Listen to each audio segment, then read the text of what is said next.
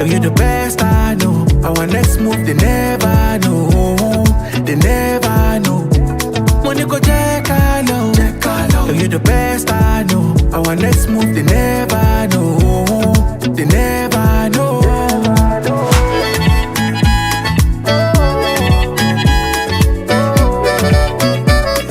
They never know.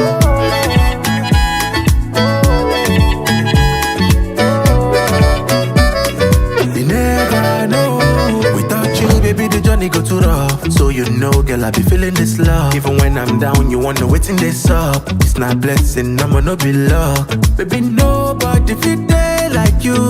Rara, rara. I say nobody feel make me feel the way you do. Rara, rara. I'ma get that hello. Girl, you the best I know. Our next move, they never know. They never know. Money go check hello. Girl, you the best I know. Our next move, they never know. They never know.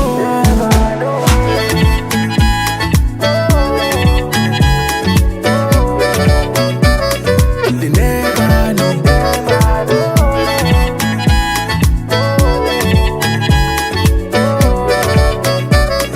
They never know.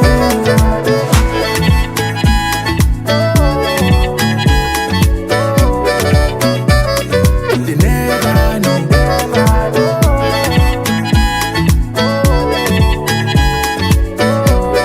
know.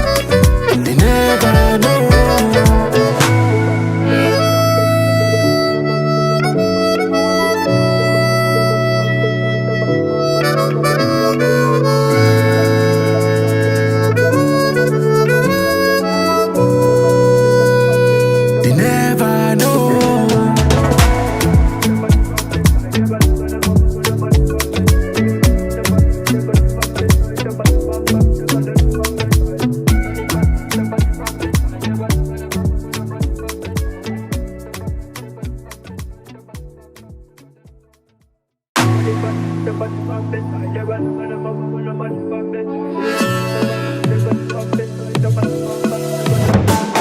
My lady, you know me, no fi give up on you never.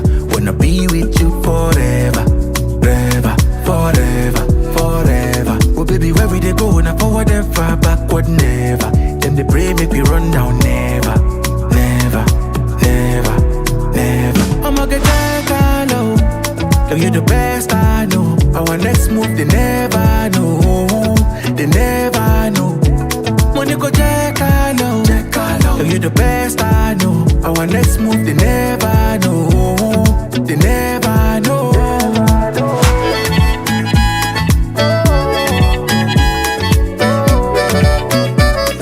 They never know.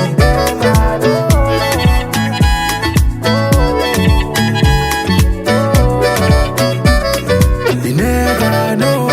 Without you, baby, the journey go too rough. So you know, girl, I be feeling this love. Even when I'm down, you wanna wait in this up. It's not blessing, I'ma no be luck. Baby, nobody feel there like you. Rara, rara. I say nobody feel make me feel the way you do. Rara, rara. I'ma get that hello. Girl, you the best I know. Our next move, they never know. They never know. Money go check hello. Girl, you the best I know. Our next move, they never know. They never know.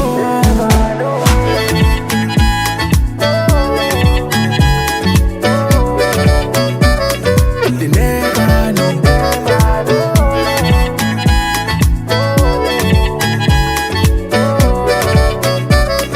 They never know.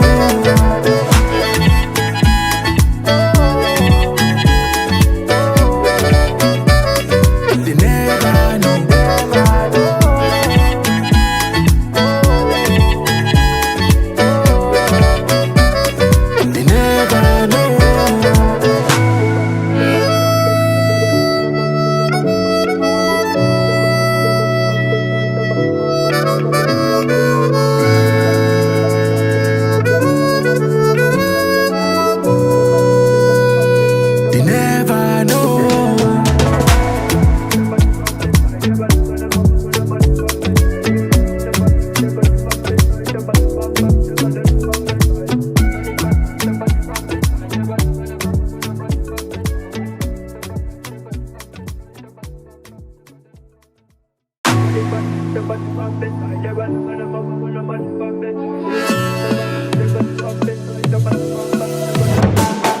lady, you know me, no forgive up on you never. Wanna be with you forever, forever, forever, forever. Oh baby, where we they go, now forward ever, backward never.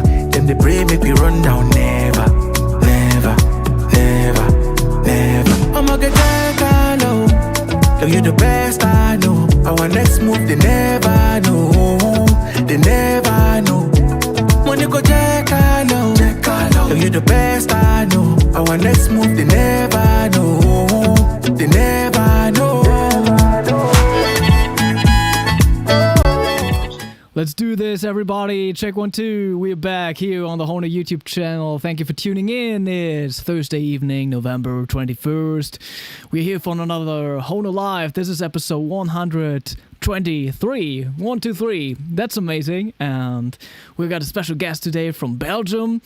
Let us know from where you're tuning in the chat. Yeah, we got Flying Hop there. Borivoy. Jan Kortosilin is in there. Hey, Bruce. Good day, Hop Freaks. Yeah, looking forward to today's talk. Talking about all things harmonica and music together with Olivier Vander Bauwede. So please welcome him. I want to see a lot of clapping hands in the chat, and thank you for making the time to join us today. Hello, Yeah. Thank you. Hello, Konstantin. So you're joining us from Belgium, from Ghent, From right? Ghent. Yes, correct. Yes, my hometown. I'm like in Brussels or in Ghent nowadays. So today was Ghent. I see, yeah, we just talked about that. These are basically the two cities where things are happening musically too, is that right, in Belgium? Yeah, for me at least. Yeah. Ghent is a very active city for culture and for music for sure. But it's not like the biggest city. Brussels is far more bigger, so far more opportunities. But yeah, I grew up in Ghent, so a lot of connections there. But nowadays, yeah, I like to be in Brussels also, especially the jazz scene is a lot bigger actually. Funny thing is that I basically got to know you and you're playing through the monthly Twitch harmonica challenges that we do. And Yeah. you sent in like amazing submissions on both diatonic and chromatic. Thank you. Yeah, indeed. Yeah. And I feel like more and more players from our generation, I feel like we're a similar age, probably. I don't know how old you are. Yeah, I'm 32. So Okay. I think I'm a slightly. little younger. Yeah. But yeah, still, I feel like a lot of players now are playing both diatonic and chromatic. Oh, really? Yeah. Oh, I hope so. For me, it's a very logical choice, but actually, they're kind of different instruments in a way, and similar instruments in another way.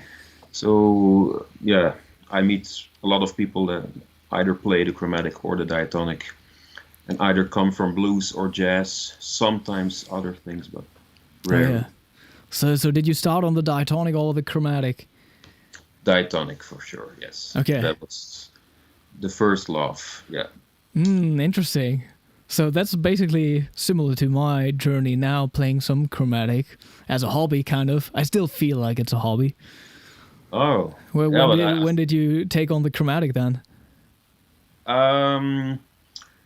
Yeah, I think I was already playing for 5 years at least on a diatonic, but I had a chromatic. Like most players, you buy a chromatic one day and then you try to figure out something. Play some blues and D and stuff. Exactly, like Yeah. coming out of the blues context, and then I couldn't do anything else except by ear, and it took me 5 or 7 years to really pick up the instrument and say, oh, I want to learn this. I think it was 2017 when I really started thinking, oh, I'm going to study this, because if you want to do anything else, you have to study it like another instrument, learning in different keys, and not even thinking about positions. I started doing that coming from the diatonic world, like first position and so forth. But chromatic, then you think more about or I do more about chords and notes and the classical things.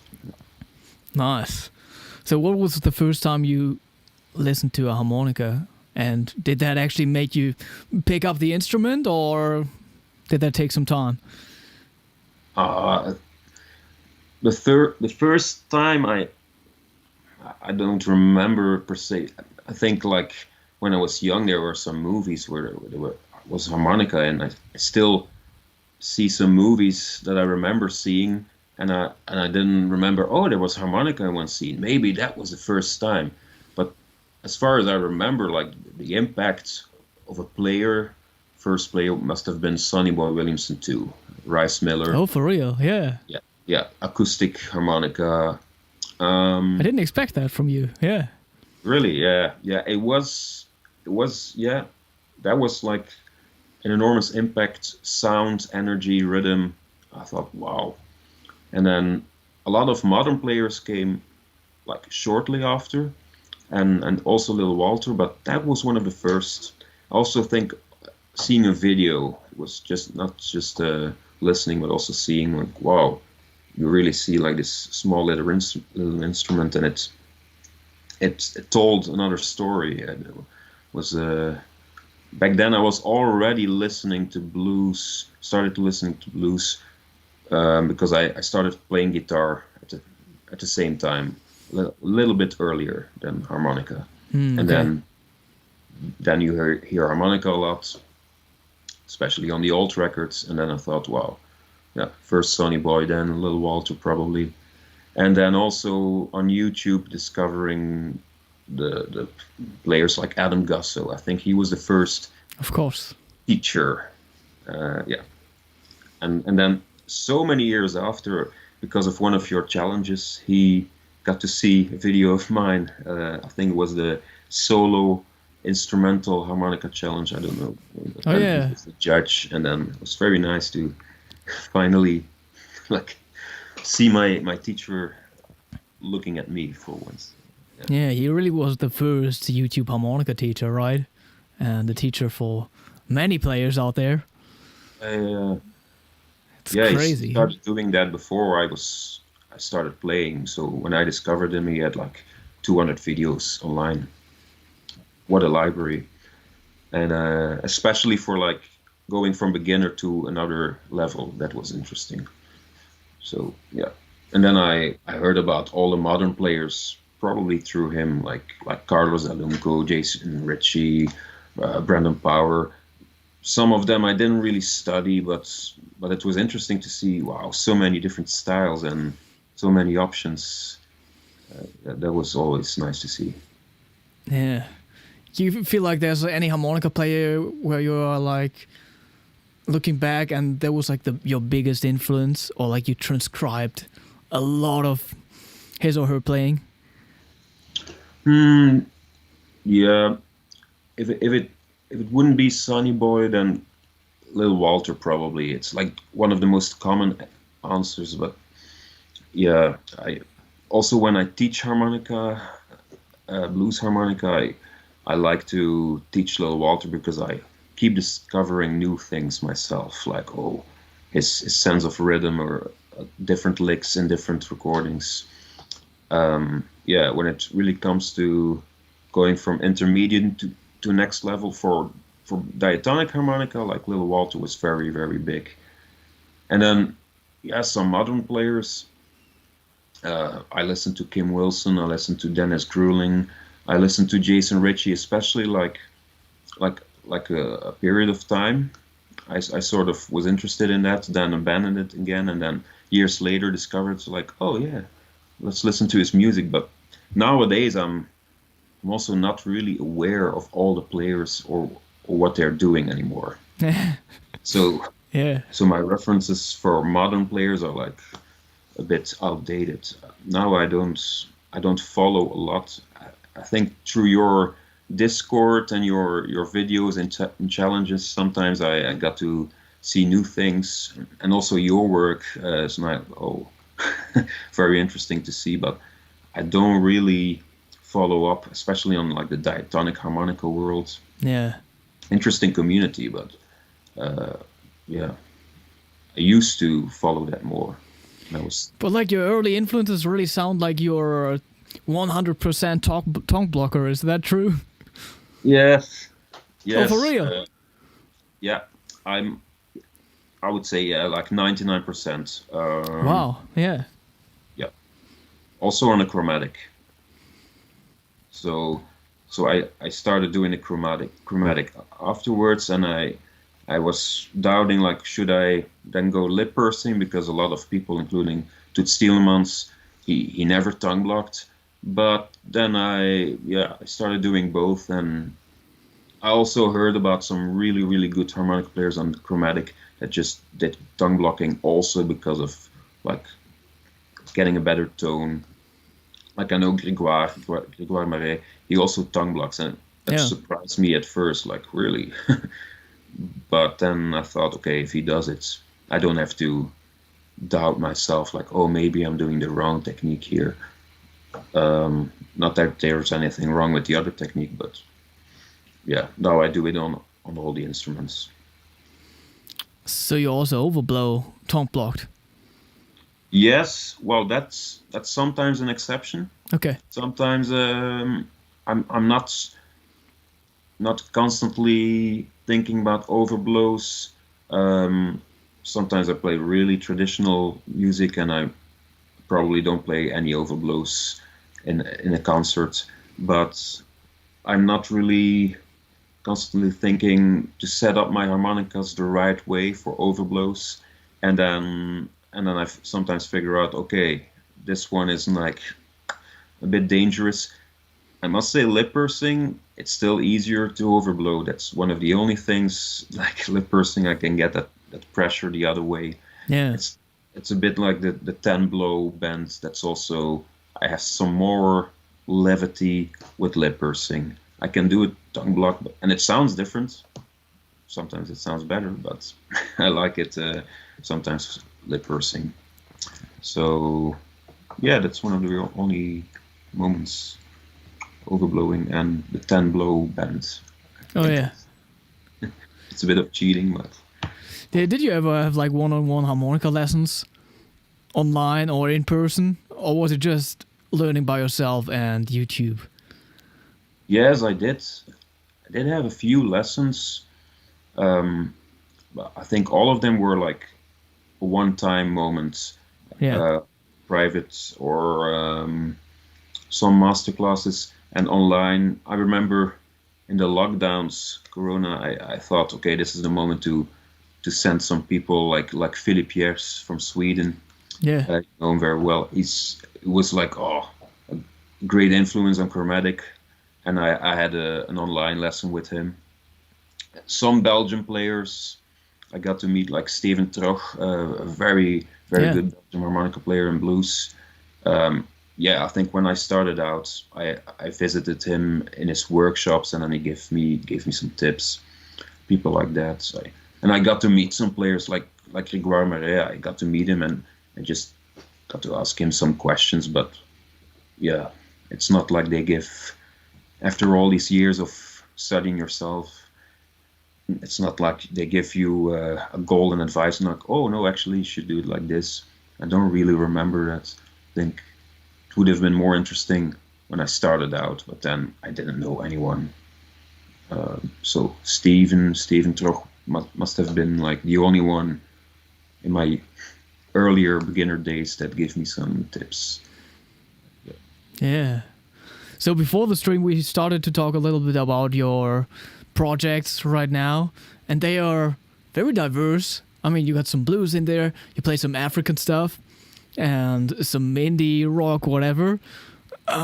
What kind of music are you listening to? If you just want to, do you still listen to music? Just enjoying music, and what's on your playlist, basically?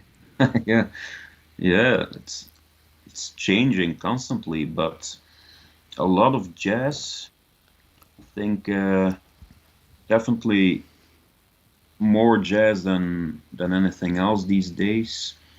But contemporary, sometimes also older stuff.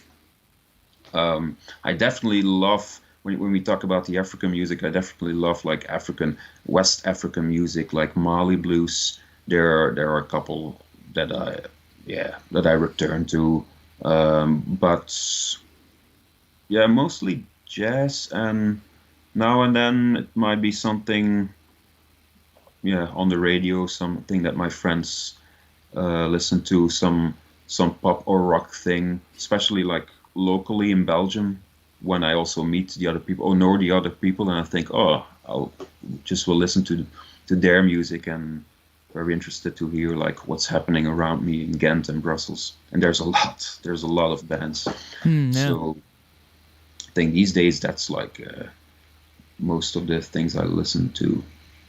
But yeah, I think I used to listen to blues all the time when I started learning, and now, yeah, mostly like when there's something live happening, a concert that I really want to see, and then I might like buy their record, and yeah, that also depends. Like if I'm listening on my like phone or laptop or whatever, or if I put on records. If I put on records, it might be like very old stuff that I revisit, and if it's on streaming sites or on the internet, and it might be something new and that I want to discover that I've never heard of before. But I don't know if you're looking for specific artists or names. Oh no, that's cool. Did you ever consider going like the educational route with the harmonica and study music or something like that?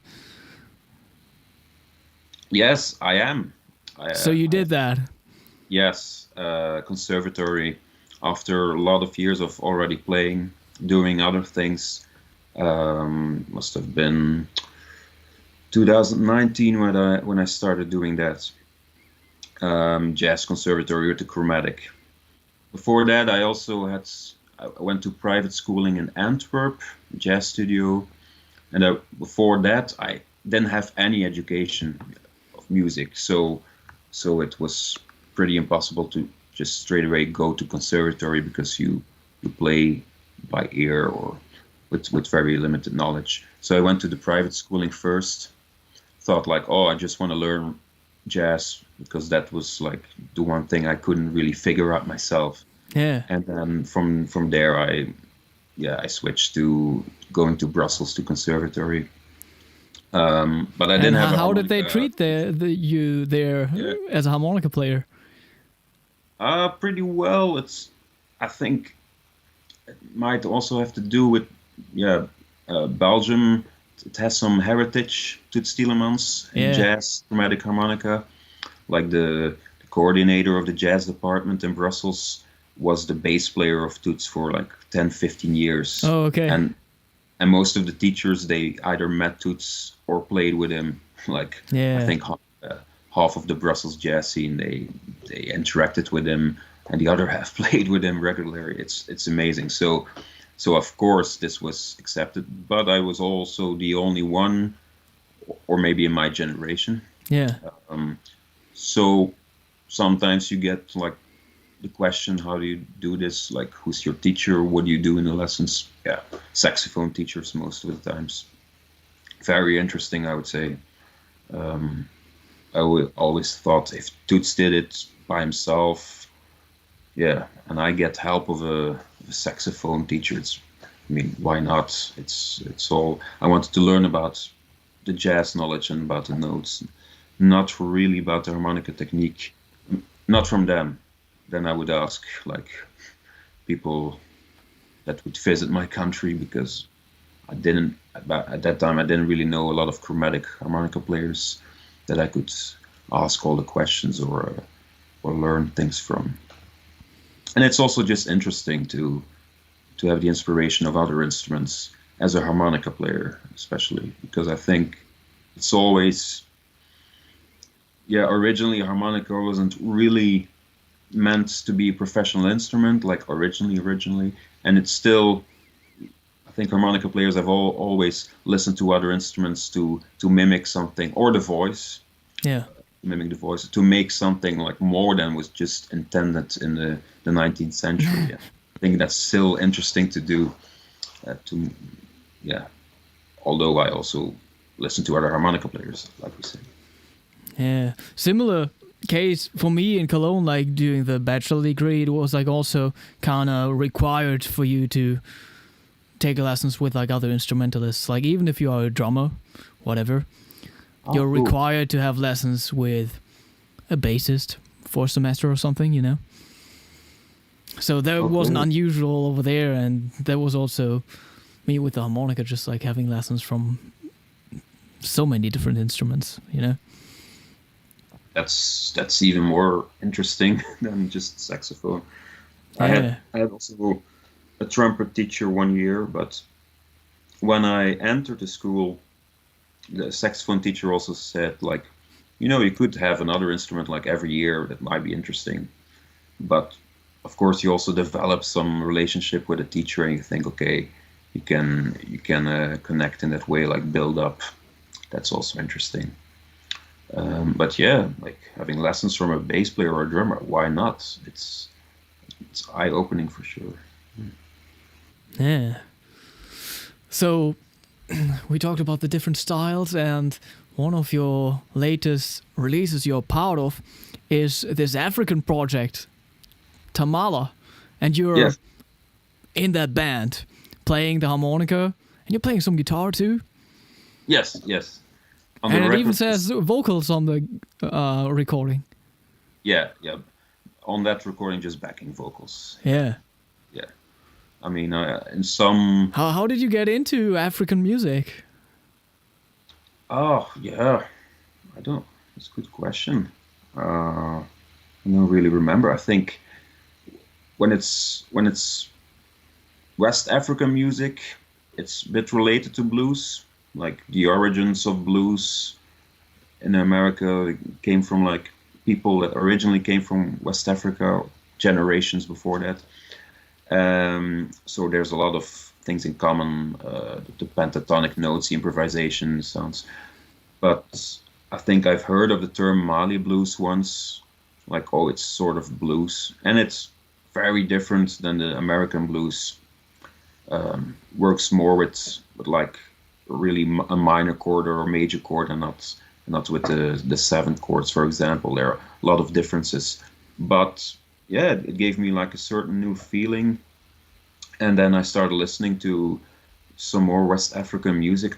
I'm still not an expert in it, but there are some harmonica players too that what's his name? I think it's Vincent Boucher, a French harmonica player that played with he's still playing with Boubacar Traoré. Also, musicians from Mali, but Vincent is French. Okay. And I saw him playing live in Brussels one day. It was really, really nice. It just fitted the music completely. While he was playing a lot in third position because they were playing a lot in minor keys, but like constant roots, like just one chord or two chords. And that might be the inspiration. But yeah, then I got to meet these wonderful musicians from Senegal in Brussels through the label that I was also working with. And yeah, the previous record I just played some recordings on, and then for the next one I was completely involved, like in the group and also live. Now we play all the shows in quartet instead of trio.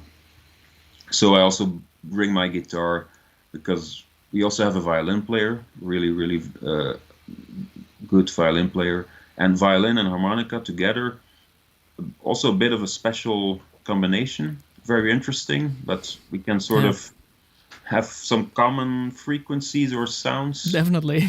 Yeah. So originally then we were thinking, oh, maybe I can also play acoustic guitar for some tunes and it will balance it out. But yeah, we do it nowadays, but it wouldn't actually be necessary because we also learn to have different roles in the band. Sometimes I play rhythm on the diatonic, just chords, rhythmical stuff, or sometimes he does, or plays pizzicato or some percussion on the violin. We don't always just play solos between each other. So it's possible, apparently. Can you give the harmonica players out there watching like a suggestion of which song to maybe check out to get a quick idea of like what the style is about and a song that features some harmonica? Yes. On the most recent album now, the album is called Diboli. Yeah. And the title track, Diboli, definitely has a lot of harmonica. Okay. And also another tune, Kinyan. It has it also has a very big presence of harmonica throughout the tune. The other ones too, but sometimes, we balance it with the violin a bit. Yeah. But all tunes except for the first one are with harmonica on the record. So you will hear the harmonica for sure. So would you say you're using more chromatic harmonicas or diatonic harmonicas in that project? Much more diatonic. Okay. Yes. Yeah. A lot of diatonic because of the sound and because the music is also very rhythmically, very sonically, like there's variation, but harmonically speaking, a lot of times it's two chords or maybe going to a bridge, but it's all diatonic in harmony. Sometimes we play like a Phrygian mode or something special, but it's still diatonic, like in the key. And then you can choose to, you can always choose it too.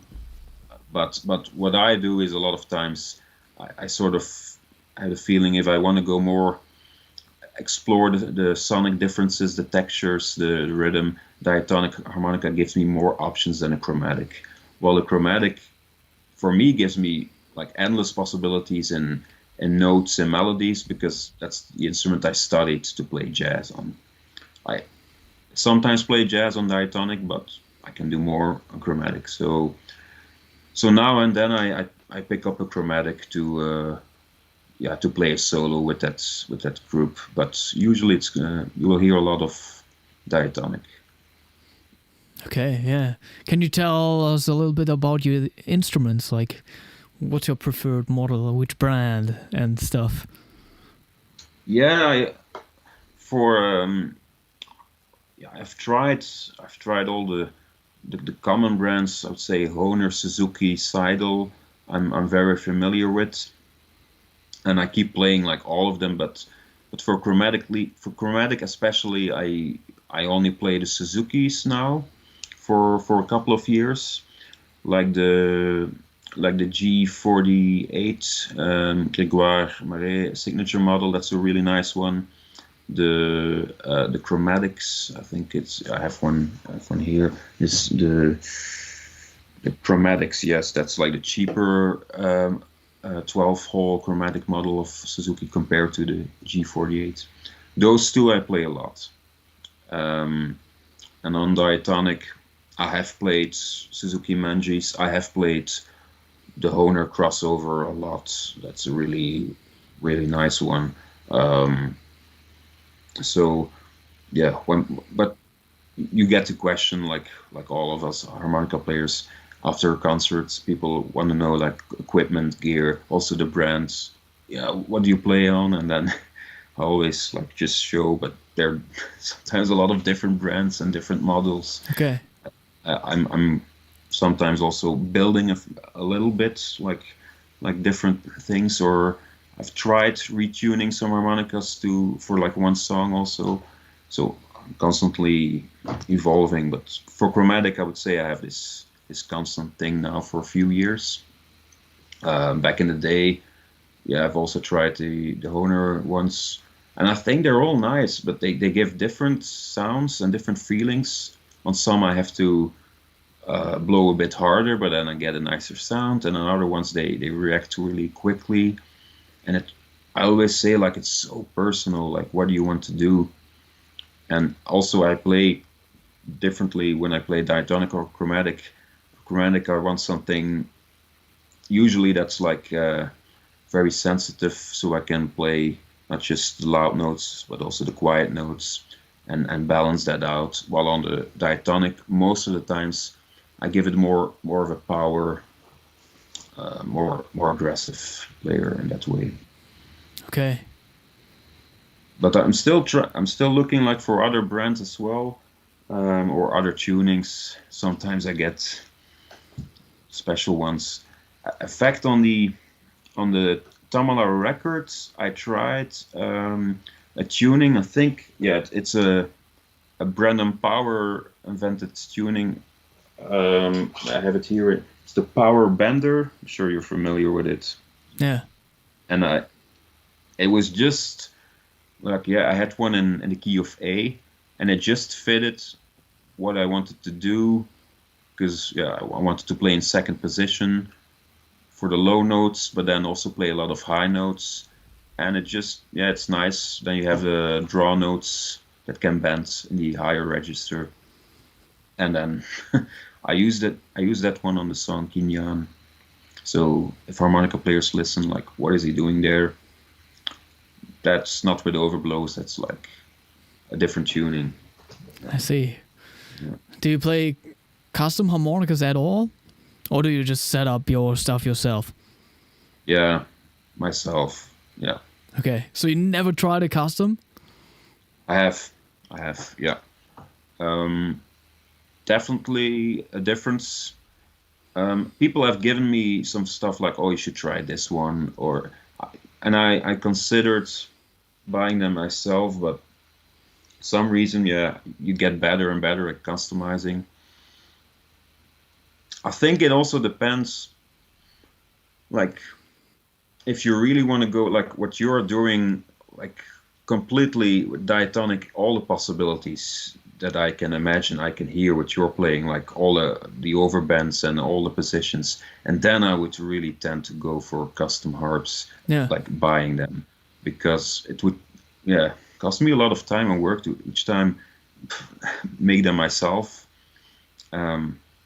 because you want to do everything. You want to have some play some aggressive notes sometimes, but also play the overblows. And I know, like, what I can do is just set up the gapping a little bit, maybe embellish them a bit, but then it's a bit of a compromise. And now I found the sweet spot. But when you really buy a custom harmonica, it's like done for you and more responsive. But I think when you go to the expensive harmonicas and all the brands that we've talked about, they're good out of the box. You can do what I want to do, I can do on those blues harmonicas. Yeah. Also for chromatic, I haven't even considered going custom. I don't know if that's done a lot. I'm not sure. I think it's not as common on the chromatic, right? No, because of those different levels. With chromatic, it's a bit more logical. Okay, you're going for some style, professional style of playing all the keys, and the notes should be available. It's like part of the deal when buying a chromatic. Also, chromatic is more expensive, so you sort of expect a good instrument in a way. Yeah, and there are really good out-of-box instruments, and like the slides improve, and they improve. That's true. Antonio Serrano, I mean, he just picks up like the regular Chromatica 270 by Hohner, right? Yeah. He gets them out of the box. It's like almost their cheapest model, right? And he just kills it. Yes. So. Yeah. He's technically like he's one of the best, really. Yeah, and also Grégoire Marais, he also told me, like, I play the same instruments. I don't even tweak them anymore. I mean, it's his signature model, so that makes sense, right? But privately, he also said, like, I promise you, I mean, he tweaks them themselves if they need repairment, but I specifically asked, like, because I always wondered, like, he always does like high bendings on certain notes, like the high A and high B flat. I thought, like, it's really has to be very airtight, your harmonica. Is that how do you set that up? Like, yeah, you just make sure like the screws are tight enough. What he told me. But he has this very specific bending and sound and ability that I don't really hear a lot in harmonica players and chromatic. Like bending a lot. Yeah, really nice bendings. That's true. Yeah, not too many chromatic players are bendy. Mm. And not too many chromatic players are very articulate. I think it's less common to articulate on the chromatic, like actually like talking like da da da on the instrument, you know? Yes. Which I feel is like kind of weird because I'm so used to it on the diatonic, I guess. Yes. It's yeah. I have Like the some whole theories. tonguing thing, you know? Yeah. It would be different than what they do on saxophone and all the wind instruments. So you can have some inspiration, but you can't really copy techniques. I mean, maybe some. I don't know all of the techniques, but I think it usually comes from diatonic playing, and yeah. Yeah, I mean, you just like naturally moving through the notes of the instrument on the chromatic, you get like natural, whatever the start of the note is like clear because you're pushing the slide or changing the hole or changing the breathing direction, you know? Yeah, like. And you got less of default that on the diatonic. Yeah, that's true. And you have to like overcome that in some ways on chromatic too, if you really wanna go next level.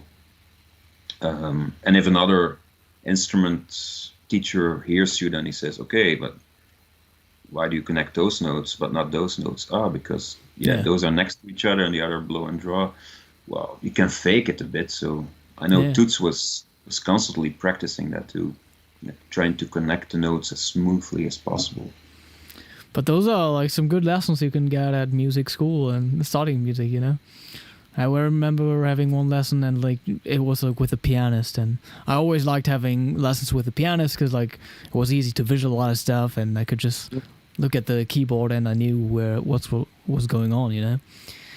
And he just noticed like, why do you put vibrato on every single note or like on that note where it's not needed, you know? And there was me like whatever playing like a band or an overblow, and I kind of like felt insecure probably about my intonation, whatever.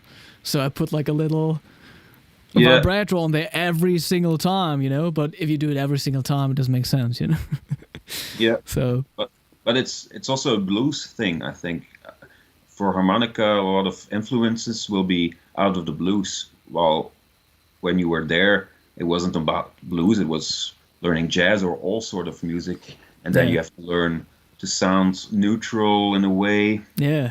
For me too, when I started playing jazz and chromatic, I still had a lot of blues influence, and they also told me like some teachers said, yeah, I like your playing, but I don't always like your use of effects. And at first I wasn't even aware. I thought, what does he mean? Like, I mean, I don't really play like a wah-wah effect or something. I just, but just like a lot of bendings or on certain places, and on the diatonic also, like overblowing the sixth overblow.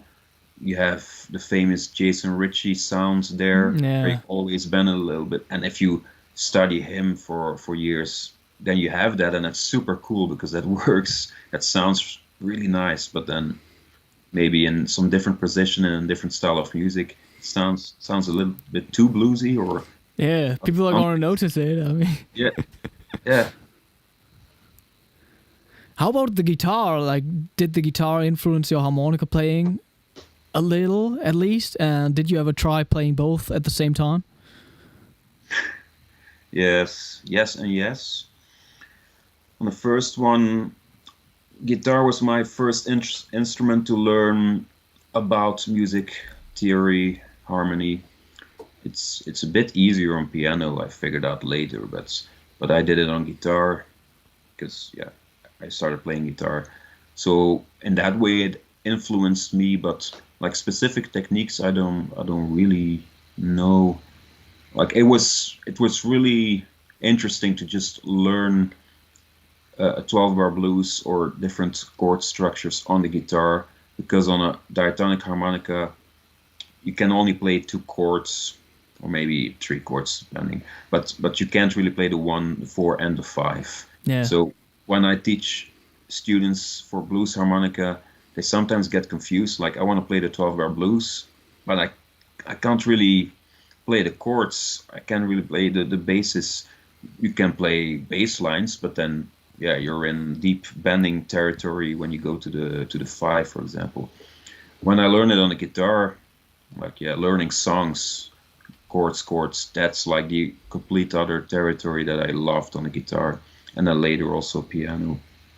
And then harmonica is more of a solo instrument compared to those instruments. And I've also tried playing guitar and harmonica at the same time. It's been ages since I've done it, and coincidence, lately with Tamala we said like, oh, maybe we could do it with one song, like you just play like a rhythm on guitar and a harmonica. But there was always like a question, does it have to be that way? Why? I don't know. It limits me with the harmonica for sure. But if I just want to play like something rhythmical, I could still see myself doing it. But I just hate the limits with the rag to, I don't have my hands to control it. It's just like my neck, and it feels a bit weird. But it's cool, of course, playing 2 instruments at the same time. Yeah. Spinner is in the chat. He says, Olivier, you are an awesome player. Still practicing the song you played for Konstantin's Blues in 3rd challenge with Tomlin that you won. Maybe in 10 years I will get it 75% correct. Do you remember that submission? Blues in 3rd position blues. I don't think I remember. I think the Tomlin one was the slow blues challenge. I'm pretty sure it was, and okay. I didn't play 3rd position on that, as far as I recall. I don't remember all of the challenges that I did. That's hard to track back now. Yeah, but I remember Tomlin. It was a slow blues challenge. That was 2nd position, but there must have been another one that I used 3rd on. I remember a few. Some I won, others I didn't. But thanks. I mean, that might have been. Oh like yeah, Tomlin was a slow blues challenge. Yeah. Yeah. But we never really did a 3rd position challenge. I feel like scrolling through here. Oh, interesting. It's like for harmonica, for blues harmonica. Oh yeah, it was the slow challenge. Yeah. Spinner, I think Spinner just confirmed. Yeah. Yeah, great. Yeah, I remember that one because I don't know. I just found a good backing track, and then I was happy. Like, okay, now I have some inspiration. But it was improvised. Some people asked like, "Oh, do you have inspiration for some things?" Yes, but I don't know from what. I mean, some things that I heard before. Try to do some jazz, some blues in there, but don't even remember if I did overblows. Maybe one just to show like, hey, I also overblow. I don't remember. Yeah. There's Bruce in the chat too. Playing expressively on the chromatic takes a lot of finesse and practice. Bill Barrett is a very good example of someone who really creates music on a different level. Yeah. Bill Barrett, great player, very unique. Yeah, I played with him, but like so long ago. I wasn't playing long, and another harmonica player introduced me to him, and I saw him live that first night, and then he asked me up, and I was playing diatonic. I think back in those days I didn't really play chromatic, so it's funny. Later I studied chromatic all the time, but yeah, Bill is a very unique player. Like no one sounds like him. You hear 5 seconds of him, no doubt about it. Yeah. That's a Very good sign. Yeah. Slow blues, right? How about you teaching? Do you give lessons at all? Yes, I, I did a bit of everything, but nowadays I teach in Brussels a specific blues harmonica course. Okay. There's a lot of yeah. Well, a lot what kind of people do join the course? It's they're all adults. It's a private schooling after work hours, and like a lot of people that always wanted to play this instrument, or sometimes there are people that don't play another instrument and think, oh, harmonica might be easy enough to learn Yeah, at a right. certain age, but like a good majority of them still practice, even though they discover like, oh, it's not so easy. Yeah. I have some students really, yeah, go like levels up that you see them eventually playing live. I've one, in fact, you know Celine, she's Oh yeah, she told me she also took some lessons from you too. Right? she won at least one challenge. Yeah. I don't know which one, but yeah, originally I had her as a private student in Ghent, and I think I even introduced her to like the world of Discord, Hohner, Konstantin Reinfeld. Like, oh, you should go like send a video, really go for it, because yeah, she was trying out some things, and then also I organize a lot of blues jams in Ghent, like every month, an acoustic blues jam, and I also said like just come play on stage. Yeah. Really, like your level is better than some players that come play. So why not? But some people like on harmonica, they're always by themselves. I remember myself like years ago. You don't really know if there's anything happening with blues music in your city, and you don't know the level because you've always been playing on yourself. It's pretty hard to make that first jump. Can I actually play with other people on a jam? It's really exciting and scary. Yeah, it's so important. You remember the first time you went on stage playing Yeah. music? Yes, yeah. Well, with harmonica, yes, and I think the first time was with a guitar, but also with harmonica.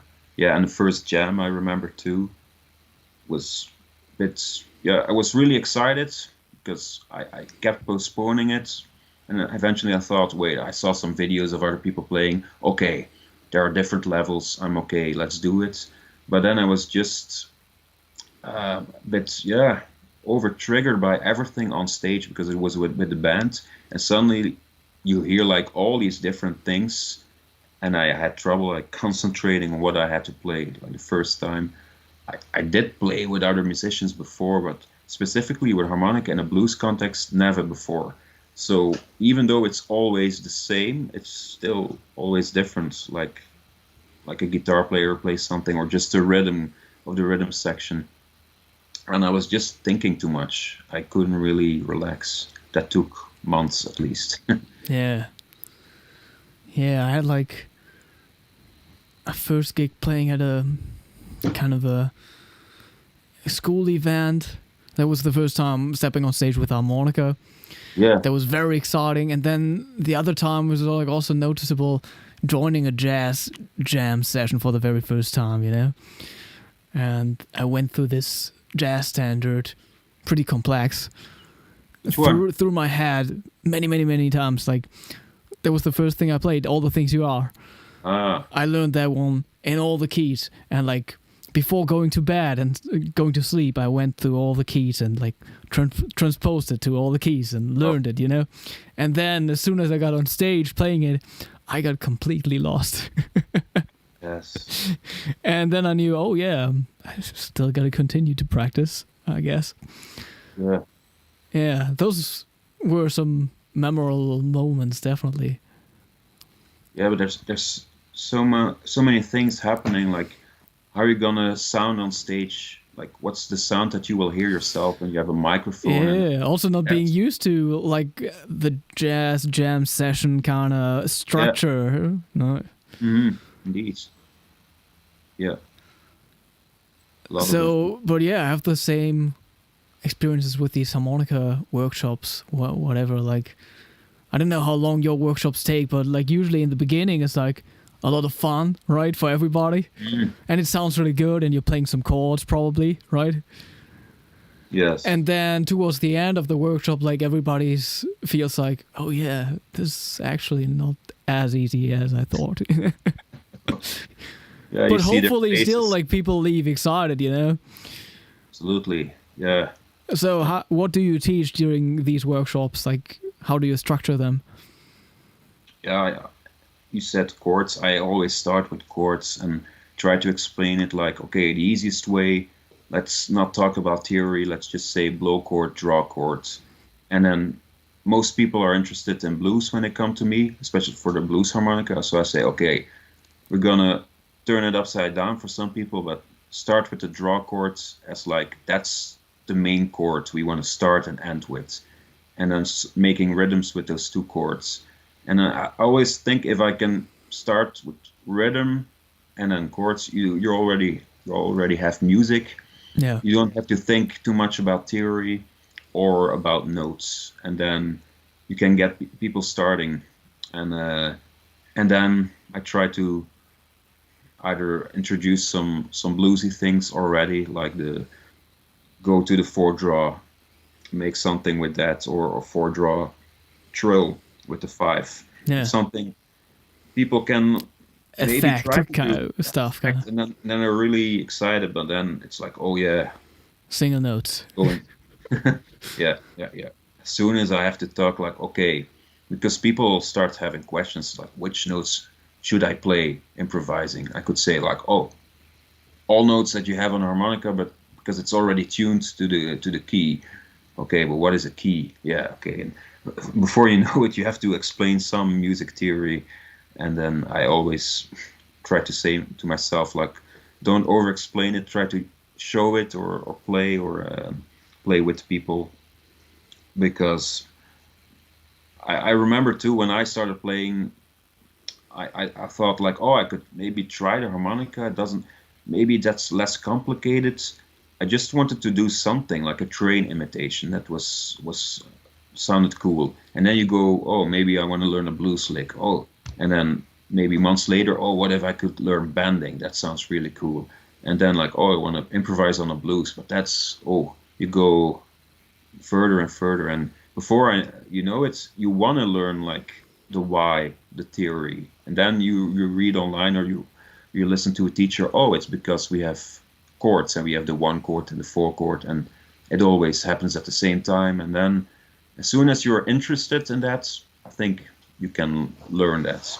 But I just try to not start with the theory too much, not overwhelm people. That's what I always remind myself when teaching. Yeah.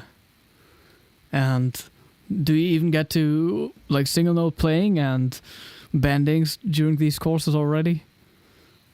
Yeah, because sometimes there are people that already do those things, and then it's sort of an intermediate thing. But when I teach people for like 8 lessons, then by the end I want to talk about bending for sure. Yeah. Some people will say that's too early, but I remember I wanted to learn that as quick as possible. As soon as I heard about it, I read it in a book.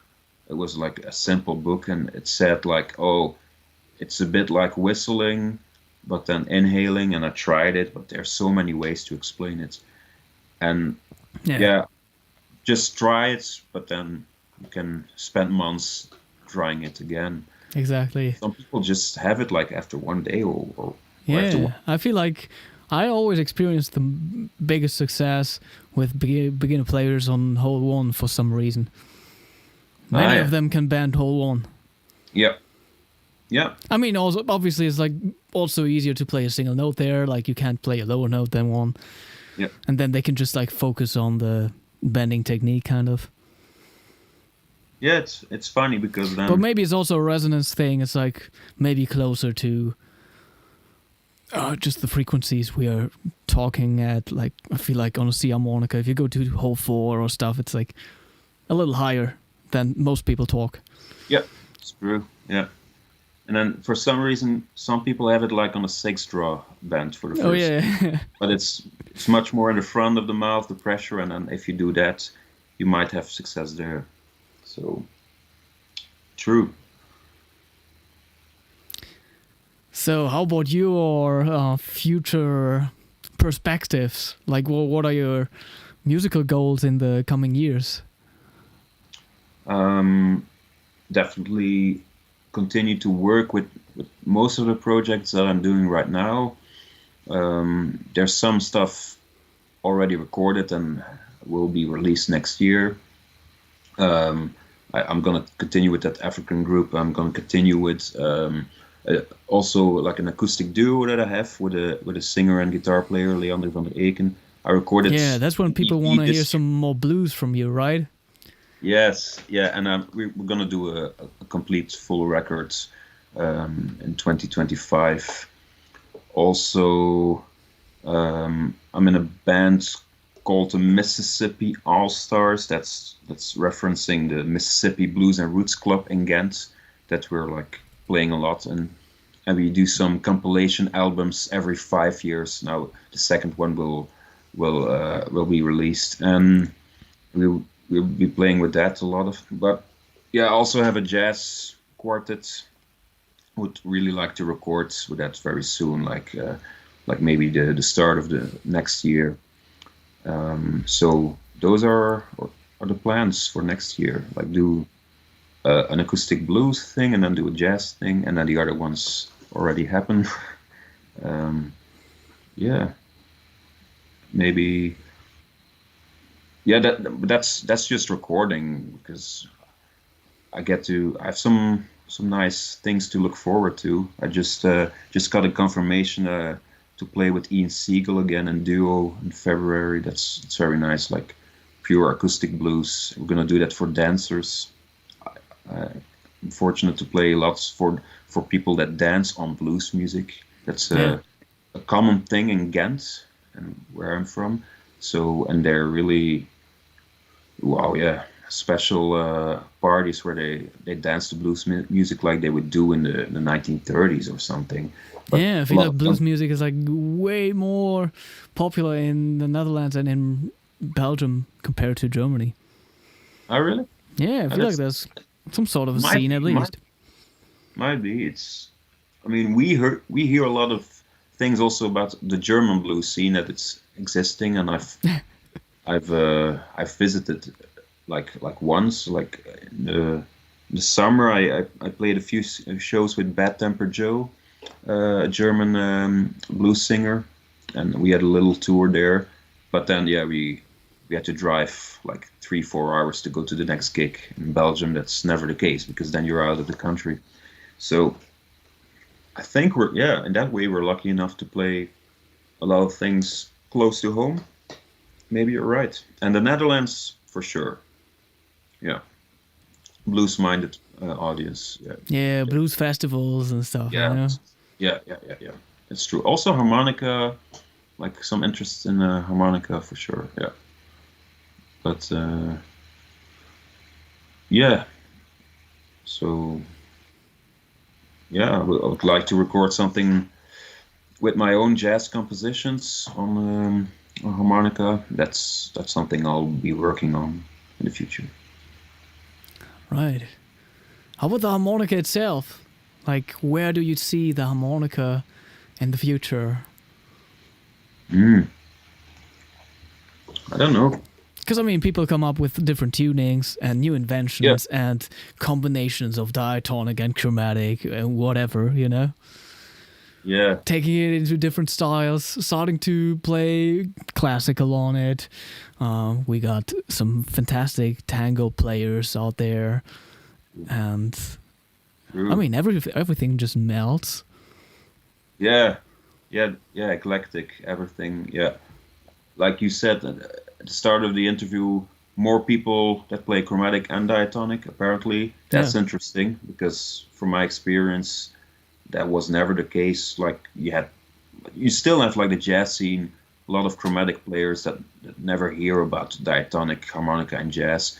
But because of the influence of people like Howard Levy and other like the followers, like the Howard Levy school, you would say, like you're also sort of a part of that. I assume that's, yeah.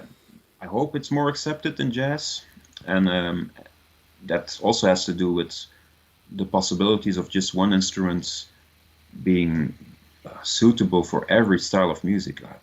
I think the diatonic harmonica you can actually put in a lot of stuff, the chromatic too, but the chromatic, for me, it's more, for me at least, when I play, like less possibilities in sound, unless I go with effects, with an amp and with pedals. With diatonic, some way, even acoustically, I can adjust it a bit to like if I would play on a country song or pop song or a blues song, just if I would have an acoustic harmonica, I could change the sound a little bit. Yeah. And then I think, yeah, let's hear it more in different styles of music. And as far as tunings and models go, I don't know. They keep coming up with new things, and now and then you see something, but for some reason we keep on playing on this Richter tunes diatonic, and it's still so popular. So, and also with the 12-hole chromatic, it's still like the main thing. I think that's gonna keep on going. That will remain the main thing. There will be other new things, and some players, like for example Brandon Power, they are experts in playing in different tunings that they invent themselves. Or in Belgium you have Steven de Bruin, also a harmonica player that really influenced me. He makes tunings himself, and he writes tunes where he just plays this one harmonica. That's his thing, and everyone knows, oh, he's very unique. You never hear a harmonica like him. And it's because of his technique, but also his tunings. That's interesting, but that's very personal. Generally speaking, I think, I hope to hear it in more styles of music. Yeah. But I'm hope to always hear it a little on the radio too, man. Yeah. Last year I recorded something that's now just released. That's like in Belgium. It's a singer, Sylvie Kreusch, and she's really on the radio all the time, and rightfully so. She's really interesting. I wouldn't say pure pop. It has a lot of rock influence, like alternative genres, a lot of 60s influences, some Ennio Morricone influences, Western, and then the harmonica came as an influence in that album, and I was fortunate to play 4 tunes, and then if it's on the radio, it's like really wow. You don't hear that a lot, like on mainstream radio. But at the same time, I don't know. Sometimes it blends just with the music. Like that's people say, oh, it's so logical. Like I'm now reading the reviews, and a lot of them point out like, oh, there's harmonica in it, but it's like it's not really something new. Like they associate it with old music, and it's a nostalgic vibe, so it fits. Or everyone knows the Toots sound, Stevie Wonder. You hear that in some really famous tunes, soundtracks, but also pop tunes. Yeah. And which song should people check out from the Sylvie Kreusch album? There's one, Butterfly, that's really you can clearly hear the harmonica playing the theme. Yeah. That's like most clear example. There are like other tunes where it's less clear, or like at the end there's like the last song, the last 30 seconds, there's some chromatic harmonica on there. Also there's an instrumental interlude, there's a lot of harmonica on there, but that will not be on the radio, that's the interlude. The butterfly thing is more of the like, okay, harmonica gets to play the theme, great. Because that's not the case too often. I mean, we had Ross Garon here on the Hohner Live. He played some harmonica on the Beyoncé album, right? So. Oh yeah. But I mean, at the same time, it's like very quiet. I mean, like people aren't gonna notice it like as consciously, you know. True. But that's yeah, like the case most of the time, unfortunately. yeah, it's like pop production. The story, the vocals, that's it's coming. And I even heard some harmonica on the Shawn Mendes album. Okay. But I think like I regularly try to check that stuff, and like it was basically just the producer playing some harmonica, like first position, some blow and draw. I mean, it's Okay. kind of vibey and it works, you know. Yeah. But it's like not fancy at all. No. Why not? It serves the Ask song, you someone know. else. Yeah, Yeah, that's the thing. That's also what I want. Like harmonica players, when they play in pop music or something different than their usual blues band, for example, always think serve the song. Think also of examples of harmonica, but also of other instruments, how they serve the song. Maybe you're playing the rhythm, maybe the theme, but you will not have the opportunity to give all the techniques that you have. yeah. That's same with And the oftentimes you gotta play worse than you can on pop records. yes, I remember yes, like if they have like a melody in mind and then you play it like clean notes, single notes, you know, and expressive and cool, it works and still also serves the song. They are like, oh, can you play it a little more dirty or something like that, you know? And then you yes, start playing it with like double stops all the time, and then they are like, that's it. yep, yeah. Because that's like a sound harmonica. like you Yeah. also connect to the harmonica kind of. Yeah. Or when they ask like, oh, can you do something Bob Dylan sound, like just play this harsh first position, straight to the point, like with loose lips, and then you have that sound. And of course, everyone can learn that in a few moments. But sometimes it serves the song. If you want something that sounds like Bob Dylan, why not? Um, Maybe sometimes you can say, okay, but I also really think you're gonna like this, but it's different. I've also done it like, okay, can I maybe try it on another harmonica? While it's not even another harmonica, just play in a different style. Like, oh yeah, that harmonica sounds different, like warmer or different. But I just think like, oh, maybe I'll try some other notes or play it a bit cleaner or something. Yeah. I see. Nice. So, I also got to talk about some stuff. Because we got a Christmas challenge coming up next. Obviously. What else? Oh, What's your favorite Christmas song to play? maybe I remember playing Santa Claus is Coming to Town. One time I had to play like a Christmas themed show. We didn't actually, we just played our own stuff, and we played like one Christmas theme song because it was a Christmas show. And I chose that one because I could turn it a bit jazzy and a bit bluesy. And yeah, that's one of my favorites, I would say. There are a lot of things like from that era, from the Broadway era, like 20s, 30s, 40s, that are the inspiration. It's a bit jazzy, a bit bluesy. You can do a lot of that with harmonica, I think. It's a good idea.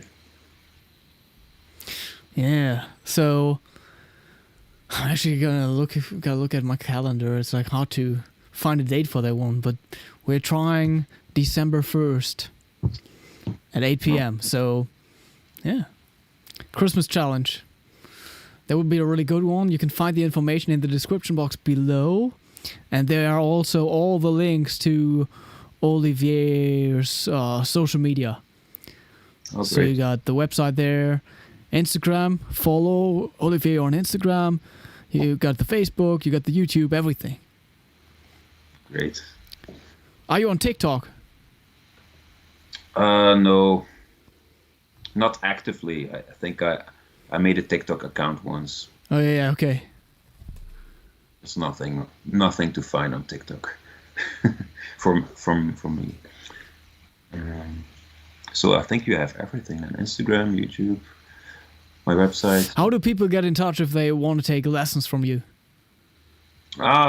There's a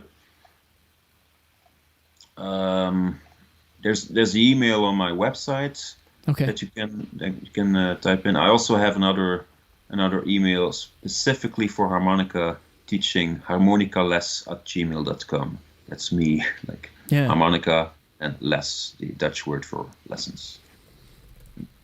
That's a simple one that was still available. So I thought, yay. Nice.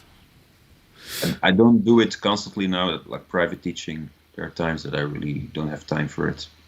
But usually I refer them to my private school in Brussels. But if it's chromatic, yeah, then maybe you can do it in that school. So maybe I can do that privately. Yeah, or online. Who knows? Yeah. Nice. All right, everybody. Get ready for the Christmas challenge. I'm gonna check out some of the songs you talked about that you played a lot of harmonica on the African album and on the indie rock. Is it indie rock alternative with Sylvie Cross? Yeah, I'm gonna check that out. Yeah. Great. And I gotta tell everyone about my Christmas CD because it's coming out tomorrow. So Yes, if I you're in just a saw- Christmas mood already, like check that out. And that's it. Yeah. Thank you for joining us tonight. You. That was cool. People got all the chat, all the links, and got the email address. I hope that's right. Can you see the chat? I'm just, yeah, that's right. I just see Is the the chat email now. right? Yes, it's correct. Okay. Okay, great. And now I see all of these comments. Okay, there's some people saying hi that I know. Yes. Some students, Jan and Celine. Hello. And some people from the challenge, harmonica challenge world, I think. Yeah. Your audience maybe. I gotta look again because it's been a long time since I followed the challenges. I think I started doing them during Corona. What was it? I guess so, yeah. One of the first ones were with Jason Ritchie and then also with Howard Levy. I remember those two. Yeah, that was nice because there was nothing else to do. And this, yeah, that was inspiring.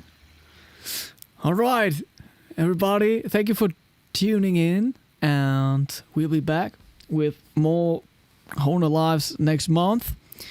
The final ones for this year, and we got the Harmonica Challenge, the Christmas Challenge next week, Sunday. That's December 1st. A little later at 8 p.m., I guess, this time. And a lot of stuff coming up. Thank you, Olivier. Thank you, Konstantin. Have a nice evening, everybody. Guten Abend. Bye-bye. Bye.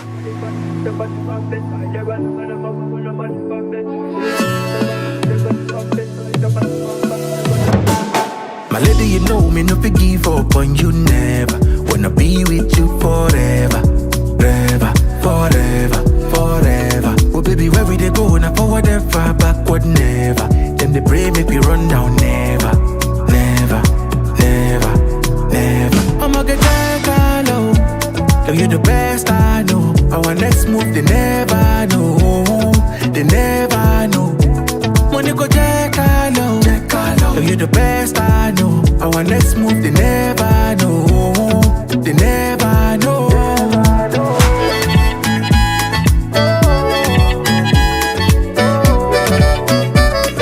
They never know.